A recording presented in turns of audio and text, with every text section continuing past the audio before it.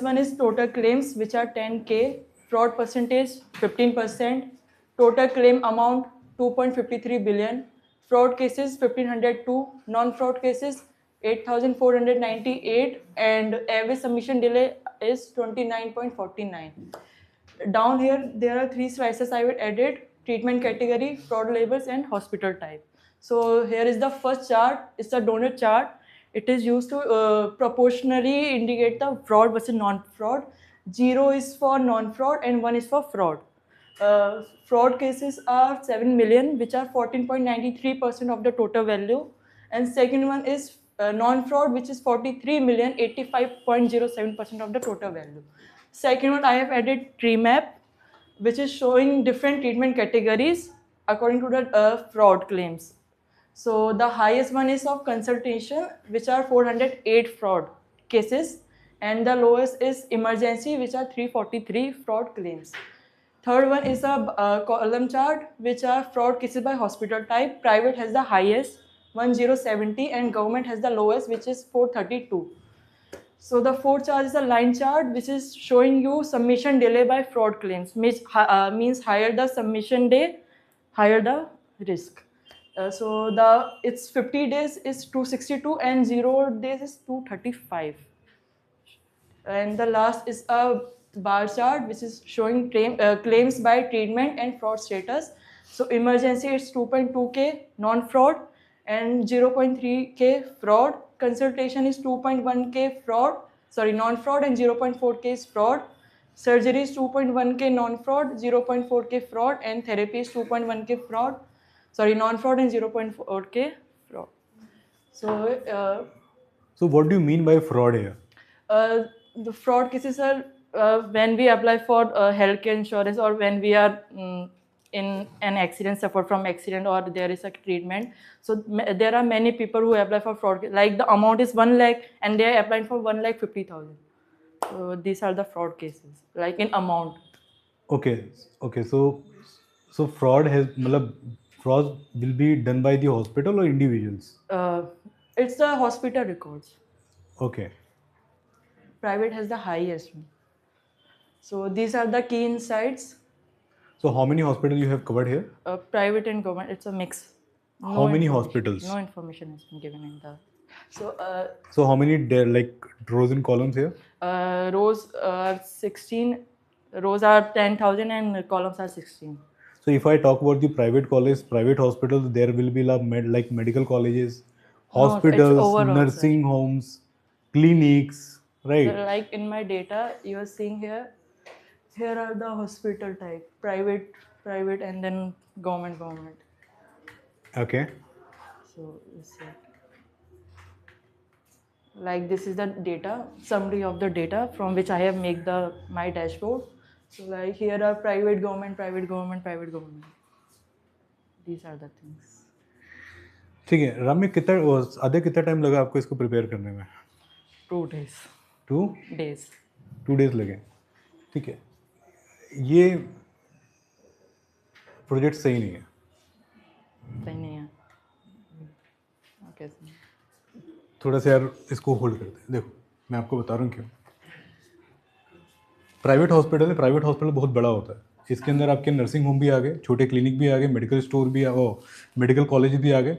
Government hospital में भी ऐसे ही होता है. छोटे डिस्ट्रिक्ट हॉस्पिटल हैं, CMHO आ गए, ठीक है, मेडिकल कॉलेजेस आ गए, ये सारे होंगे. सो मेरे लिए अगर मैं कोई डेटा को प्रेजेंट करूँ तो मेरे लिए सबसे इंपॉर्टेंट है कि वो डेटा किस हॉस्पिटल से बिलोंग करता है. हाँ, मैं वही बोल रहा हूँ कि अगर हम डेटा नहीं है हमारे पास तो ये हम प्रेजेंटेशन सही से नहीं दे पाएंगे, या हम जो इंसाइट निकाल के दे भी रहे हैं वो सही नहीं है. अब फॉर एग्जांपल हमने बात करी इमरजेंसी में फ्रॉड आ रहा है 0.3%, 3000 है, ठीक है. सो किस तरह का फ्रॉड है? किस तरह का फ्रॉड है? इमरजेंसी में किस लिए जाता है आदमी? बहुत एक्यूट कंडीशन होती है. एक्यूट कंडीशन मतलब क्लेम अमाउंट है ना. The fraud is depend on claim amount. Claim amount ना, मैं उसी पे आ रहा हूँ. सो claim amount acute condition means कि मेरे रोड एक्सीडेंट वाला इमरजेंसी में जाएगा. हार्ट पेशेंट होगा, एकदम सडन उसको हार्ट अटैक आ गया तो वहाँ जाएगा. कोई ऐसा डायरिया वाला पेशेंट तो इमरजेंसी में नहीं जाएगा. कोई वीक हो गया वो तो नहीं जाएगा, ठीक है. बुखार वाला पेशेंट, फीवर वाला नहीं जाएगा. मैटरनिटी वाला पेशेंट इमरजेंसी में नहीं है. इमरजेंसी डिपार्टमेंट मीन्स जहाँ पे एक्यूट कंडीशन है, life and death, life threatening condition, emergency में जाएगा, तो वहाँ पे किस तरह के वो क्लेम आ रहे हैं, किस तरह की क्लेम में ये फ्रॉड एनालिसिस हुआ है। कंसल्टेशन किस तरह का, डिपार्टमेंट बहुत सारे कंसल्टेशन के ऑन्कोलॉजी से रिलेटेड कंसल्टेशन में सबसे ज़्यादा फ्रॉड आ रहा है। क्या ये data diabetic, is missing from हाँ तो मैं वही कह रहा हूँ कि आपने बहुत अच्छा बनाने की कोशिश करी है, लेकिन जो बैक साइड में जो डेटा आपने उठाया है ना, वो डेटा में इंफॉर्मेशन प्रॉपर नहीं है। सो अगर मैं किसी को अपडेट देने की कोशिश करूँगा किसी कंपनी को, suppose I am a medical insurance company, ठीक है, मैं मेड लाइफ से हूँ, तो मुझे ये पता होना चाहिए ना मेरे को पर्टिकुलर किन डिपार्टमेंट से सबसे ज़्यादा फ्रॉड आ रहे हैं और किस तरह की सेम डिसीज़ के साथ आ रहे हैं या किसी इंडिकेशन के साथ आ रहे हैं। समझ में आ रहा है आप लोगों को, है ना, यही होगा, ठीक है। सो अभी ये गेम बिल्कुल जेनरिक है। थेरेपी, अब थेरेपी में हम बात करें, थेरेपी पता है क्या होता है आप लोगों को? काउंसलिंग एंड थेरेपी काउंसलिंग नहीं होती है। थेरेपी मतलब आप कौन सी थेरेपी ले रहे हैं, मतलब आप ऑन्कोलॉजी मेडिसिन पे हैं, रीनल पे हैं, हाँ ऑन्कोलॉजी को हम कीमोथेरेपी बोलते हैं, ऑन्कोलॉजी पे हैं, रीनल पे हैं, डायबिटिक थेरेपी चल रही है आपकी, ठीक है। तो दीज आर दी मेडिकेशन, किस मेडिकेशन पे हैं आप, उससे रिलेटेड भी आपकी ये फ्रॉड है। तो सबसे ज़्यादा किस तरह के मेडिकेशन पे फ्रॉड आ रहा है, तो ये डेटा इनकरेक्ट है, तो जिस वजह से इनका प्रेजेंटेशन उतना अच्छा नहीं जा पाएगा। रम्या और आद्या, सॉरी, ठीक है। सो क्या हम इसको फिर से कुछ एक डेटा पे काम कर सकते हैं जो प्रेजेंटेशन होने वाला है पावर बीआई पे? I will try my best. हाँ, तो थोड़ा डेटा हम बढ़ा लें। आप ये अंडरस्टैंड करें, जब मैं इस तरह से बोल रहा हूँ तो आप सबसे पहले डेटा को रीड करें। जब मैं डेटा उठा रहा हूँ तो डेटा है क्या। एक बार फिर से एक्सेल पे आना, शीट पे आ जाओ, आप शीट पे आ जाओ, ठीक है।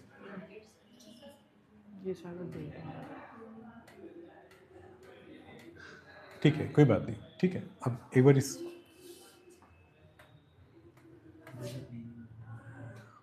अभी देखिए आप है ना, यहाँ पे आप सबसे इम्पोर्टेंट है किस डिपार्टमेंट में आ रहा है, इमरजेंसी, सब जगह इमरजेंसी। और भी है कुछ सर है पर मिक्सचर फिल्टर लगाओ उस पर, इमरजेंसी पे, वहीं से हो जाएगा बेटा, वहीं से हो जाएगा। इसी पे जा, इस पर फिल्टर करो, ट्रीटमेंट कैटेगरी पे। अरे किस पे लगाना सर?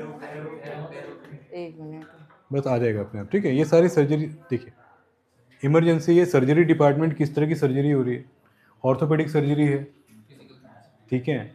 सर्जरी बहुत सारी सर्जरी होती है, गैस्ट्रो सर्जरी है, रीनल सर्जरी है, ठीक है, आई की सर्जरी है, ठीक है, न्यूरो सर्जरी है। तो किस तरह की सर्जरी में वो हो रहे हैं, तो ये डेटा इनकरेक्ट है, ठीक है। तो हमें उस तरह का डीप डेटा चाहिए होगा, ठीक है, क्लियर है। अब देखिए, हो सकता है भाई प्राइवेट हॉस्पिटल की हम बात कर रहे हैं, तो यहाँ पे फ्रॉड एनालिसिस में ये भी हो सकता है कि प्राइवेट हॉस्पिटल बहुत बड़ा होता है तो उनके पास है ना पूरी एक टीम होती है। लेकिन जब ये नॉर्मल इस पे आएंगे हम लोग नर्सिंग होम पे, तो नर्सिंग होम के पास इतनी सारी टीम नहीं होती है कि वो वैलिडेट कर सके सारे डॉक्यूमेंटेशन को।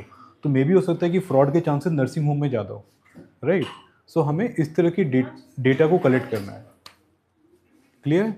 आद्या थोड़ा सा इस पर काम करना, ठीक है। सी आई डोंट वांट कि ना आद्या का कोई एफर्ट बेकार जाए। मुझे मालूम है आद्या के अंदर काफ़ी पोटेंशियल है। लास्ट टाइम ही सबसे बेस्ट प्रेजेंटेशन में आद्या कह रहे हैं, क्योंकि हम लोग सर्टिफिकेट डिस्ट्रीब्यूशन करते हैं। मैं नहीं चाहता कि आद्या उस जो रेस है उसमें पीछे रह जाए, ठीक है, क्लियर है, ठीक है आद्या, चल। थैंक यू सर, हटा दूँ।